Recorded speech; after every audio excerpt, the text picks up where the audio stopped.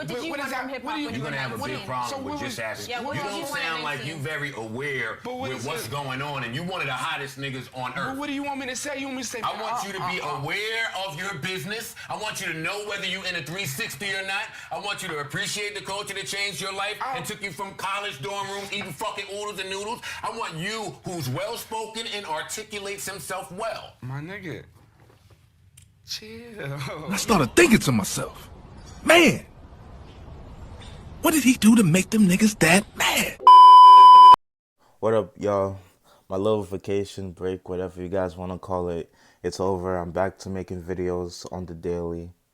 You guys can calm down. I see a lot of you guys showing a lot of love and support to the videos and everything like that. And some of you guys are reaching out, asking me where's the video about my whole COVID experience. Yeah, I'm gonna save that video. I'm gonna make it into like a whole series, you know. I'm gonna be as detail oriented as I could be, but right now we gotta talk about this Joe Budden situation. You see, every time I say Joe Budden, I feel like I'm about to say Joe Rogan. So if I say both of those, like, know that I'm talking about Joe Budden, you know. So yesterday I checked up on Twitter, you know. I wanted to see what people were complaining about. I wanted to see what was going on. And I saw academics and Joe Budden podcasts trending. And I was like, let me find out what's going on. Because, like, if you guys don't know, recently Joe Budden's two co-workers, or lackeys as I called them, Rory and Maul, you guys see them in the video right now, they were both fired. And like it has to be the funniest thing, you know. If you guys don't know, Rory and Maul, the white and the dark skinned one, they were beefing with DJ Academics, and they did a whole bunch of stuff, and they were clowning him before he got as big as he is right now, when he was on like Everyday Struggle, when he was like on the come up, you know. And they were telling him that he's not a boss, and they were clowning his business moves. But it's mad refreshing. Like, I don't care if people say, oh, like they're down bad, but like it's mad refreshing to see how the tables turned on them, you know. And I see a lot of people on like social media getting mad that Joe fired those two. But I'm like, how could you be mad? Joe is the boss, the head honcho, you know? He's the Don Dada, the one who's in charge. He pays their salaries. But before the podcast was a huge thing, he was paying them so much money and stuff like that. They're his friends, yeah, but it's a business at the end of the day. You see, the thing is, a lot of people have never built something from the ground up. This is going back to my other video that I did a while ago about ownership and about being a boss, you know?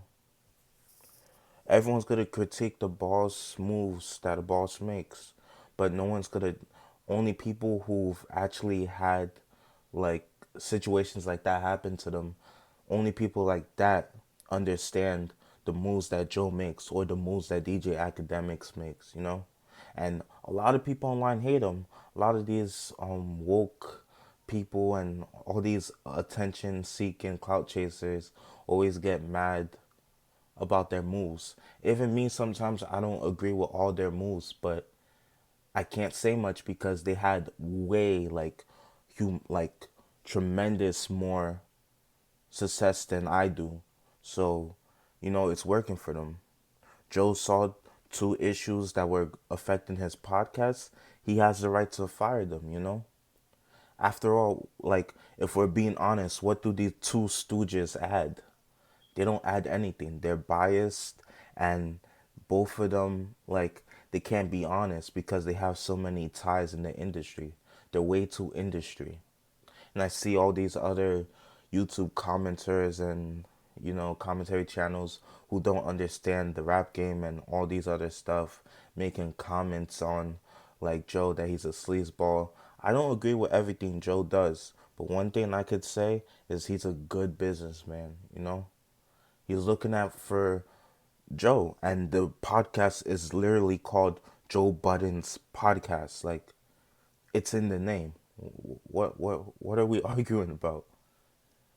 Like, I know that DJ Academics is celebrating his flawless victory against the two Stooges, you know? One of them wants to be black so badly and wants to be in the culture so much. He represents so many of you e-boy TikTok people who try to be black so badly, who be trying to copy everything in the culture, you know? Then the other one, he's so happy that he has connections with Jay-Z that he thinks he's on cloud nine, you know? Like, the highest level for him is sitting down and eating with Jay-Z. Like, that makes no sense. These two had years to cultivate their own fan base, to cultivate their own platforms, and, you know, grow. And also stay within, you know, Joe Budden's podcast, but also branch out and do other things for themselves. But they didn't do it. And all I can chop that up to is being too comfortable, you know? Just because they were friends doesn't mean that, you know, Joe Budden has to, like, tell them everything with the business. They're not, they're business partners, but it's a different relationship. That's like me, a Chick-fil-A worker, you know, the ones that work outside. That's like me running to the CEO and complaining about like very minimal stuff, you know? It makes no sense. Two different levels, you know? So honestly, I can't blame them, you know? And, you know, sadly, Rory and Maul, and like I heard that if they try something like slick, that Joe Budden can just hit them with a lawsuit. So it's looking pretty slow for those two. They didn't seize the opportunity, and that's on them. Anyway, I'm pretty sure the podcast is gonna bounce back. I'm pretty sure he has already replacements in his mind, so we'll just check it out and see how like far the podcast goes now. So basically that's it for the video. If you guys like the video, please subscribe, please like, please do all that good stuff, you know? And please have an amazing day or night whenever you're watching this. And show your boy some love. This is Kenshi and I'm out. Peace.